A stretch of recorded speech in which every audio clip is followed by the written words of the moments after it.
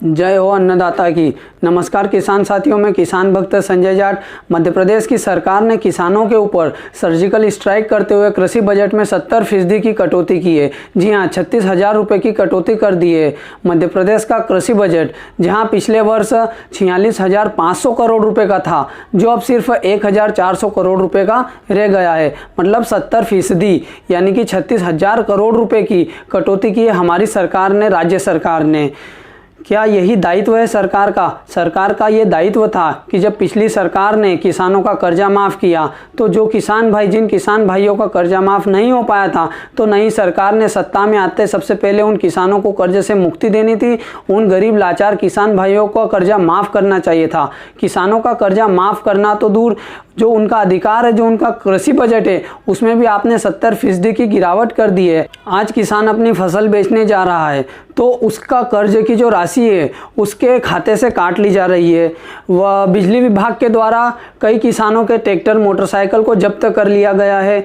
फसल बीमा के बादल दूर दूर तक नज़र नहीं आ रहे। यूरिया की प्रदेश में किल्लत है, किसानों को समय पर यूरिया मिल नहीं पा रहा है। मूंग, मक्का जैसी फसलें MSP पर नहीं बिक पा रही है। तो किसानों की इन समस्याओं का सरकार ने समाधान करना चाहिए। बाकी हमारी सरकार ने किसानों की समस्या को नज़रअंदाज करते हुए, साइड में रखते हुए उल्टा कृषि बजट कम कर दिया। ये सीधा सीधा किसानों पर होने वाला अत्याचार है, किसानों पर होने वाला जुल्म है ये सरकार के द्वारा। लॉकडाउन में किसानों को कितना ज़्यादा नुकसान हुआ है। दूध के किसानों को, सब्जी के किसानों की सब्जियां जो है खेतों में सड़ गई है, तो उनको, उन किसानों को राहत देना चाहिए। बल्कि उनको राहत देने के बजाय हमारी सरकार ने उल्टा कृषि बजट कम कर दिया है। 70%, यानी कि 36,000 करोड़ रुपए की जो कटौती की है वो मध्य प्रदेश की सरकार ने हमारे कृषि बजट में, जो सीधा सरकार का किसानों पर होने वाले अत्याचार को दिखाता है।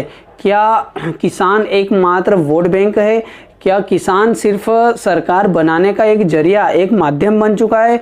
तो सभी किसान भाई संगठित होकर सरकार को ये बता दे कि ये 2020 का किसान है। सभी किसान भाई अपनी राजनीतिक पार्टियों को साइड में रखते हुए किसानों के हक के लिए आगे आए, संगठित होकर किसानों पर होने वाले अत्याचार के खिलाफ आवाज़ उठाए और ये सरकार को बताए कि ये 2020 का किसान है, ये एक जागरूक किसान है।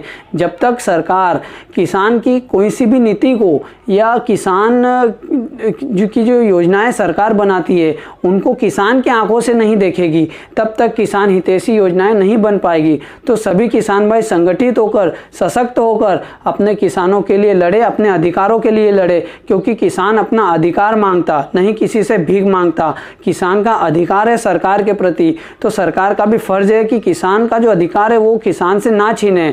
मतलब जो ये कृषि बजट जो कम हुआ है, ये कहीं ना कहीं किसानों पर होने वाले अत्याचार को दिखाता है। ये जुल्म है किसानों के ऊपर। कृषि बजट पिछले वर्ष से इस वर्ष कुछ भी ज़्यादा होना चाहिए था, क्योंकि किसानों को लॉकडाउन में बहुत ज़्यादा नुकसान हुआ है।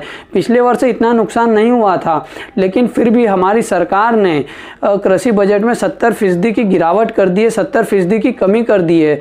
तो सभी किसान भाई संगठित होकर अपने किसान, अपने अधिकारों के लिए लड़े। इसी के साथ मैं किसान भक्त संजय जाट आपसे आज्ञा चाहता हूं और आपको ये एक सुझाव देना चाहता हूं कि हमेशा अपनी पार्टीवादी जो विचारधारा है उसे नज़रअंदाज करते हुए अपने किसानों के लिए लड़ते रहे, अपने अधिकारों के लिए लड़ते रहे। और आप सभी किसान भाई आपका YouTube चैनल किसान जागृति, इसे सब्सक्राइब कर ले, जिससे मेरे आने वाला जो वीडियो है इसके बारे में आपको पता चल जाएगा। इसी के साथ जय जवान, जय किसान, वंदे मातरम, जय बलराम।